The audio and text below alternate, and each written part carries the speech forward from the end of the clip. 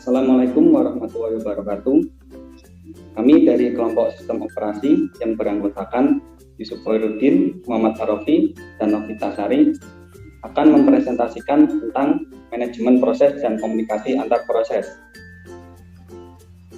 Manajemen proses yaitu sebuah proses yang memerlukan sumber daya atau resource tertentu seperti waktu, CPU, memori, file, dan perangkat input-output untuk menyelesaikan tugasnya. Untuk mengatur proses yang ada, sistem operasi bertanggung jawab pada aktivitas-aktivitas yang berhubungan dengan manajemen proses berikut, yaitu ada pembuatan dan penghapusan proses yang dibuat oleh user atau sistem, menghentikan proses sementara dan melanjutkan proses, menyediakan kelengkapan mekanisme untuk sinkronisasi proses dan komunikasi proses. Manajemen memori utama. Memori utama atau biasanya disebut dengan memori adalah sebuah array besar berukuran word atau bit, di mana tiap array tersebut mempunyai alamat tertentu. Memori adalah penyimpanan yang dapat mengakses data dengan cepat yang digunakan oleh CPU dan perangkat input-output. Untuk mengatur memori, sistem operasi bertanggung jawab pada aktivitas-aktivitas manajemen memori sebagai berikut: menjaga dan memelihara bagian-bagian memori yang sedang digunakan dan dari yang menggunakan, memutuskan proses-proses mana saja yang harus dipanggil ke memori jika tersedia ruang di memori, mengalokasikan dan mendealokasikan ruang memori jika diperlukan. Manajemen file. File adalah kumpulan informasi yang saling berhubungan yang sudah didefinisikan oleh pembuatnya. Biasanya, file berupa program dan data. Untuk mengatur file, sistem operasi bertanggung jawab pada aktivitas-aktivitas yang berhubungan dengan manajemen file sebagai berikut. Itu ada pembuatan dan penghapusan file, pembuatan dan penghapusan direktori, pemecahan file ke memori sekunder. Manajemen sistem input atau output. Sistem operasi bertanggung jawab pada aktivitas-aktivitas sistem input-output sebagai berikut. Ada sistem buffer batching antar muka device driver secara umum, driver untuk device hardware tertentu.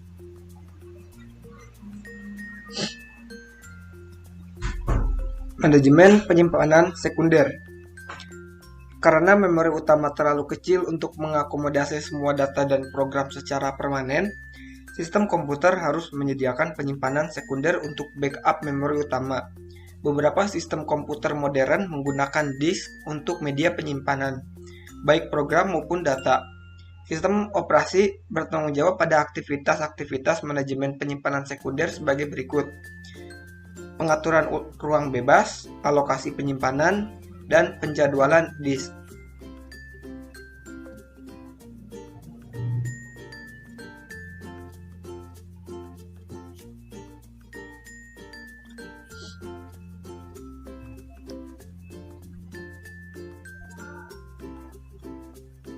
Penggunaan daya secara bersamaan. Nah, seperti yang sudah disebutkan tadi, manajemen proses, manajemen memori utama, manajemen file, manajemen sistem input-output, dan manajemen penyimpanan sekunder itu menggunakan daya secara bersamaan dalam sebuah sistem. Selanjutnya yaitu komunikasi antar proses. Komunikasi antara proses atau interprocess communication atau IPC adalah cara atau mekanisme pertukaran data antara satu proses dengan proses lainnya, baik itu proses yang berada di dalam komputer yang sama atau komputer jarak jauh yang terhubung melalui jaringan. IPC terdiri atas protokol yang menjamin sebuah proses, sebuah respon dari sebuah permintaan.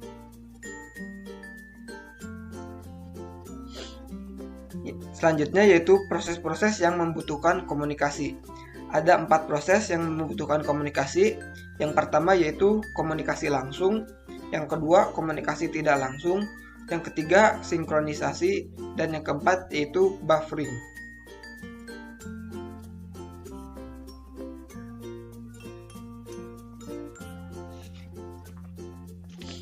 Komunikasi langsung. Setiap proses yang ingin berkomunikasi harus memiliki nama yang bersifat eksplisit, baik penerimaan atau pengirim dari komunikasi tersebut.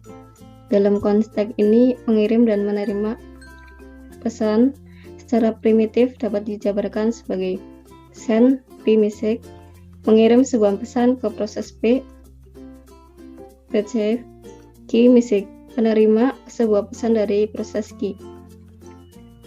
Komunikasi tidak langsung. Pada komunikasi tak langsung, mengirim atau penerima pesan dilakukan melalui kontak surat atau mailbox. Mailbox adalah suatu objek yang mana pesan-pesan ditempatkan oleh proses atau dapat dihapus. Tiap-tiap mailbox memiliki identitas unik. Dua buah proses dapat saling berkomunikasi hanya jika mereka saling menggunakan mailbox secara bersama-sama. Dua proses dapat saling berkomunikasi apabila kedua proses tersebut saling mailbox.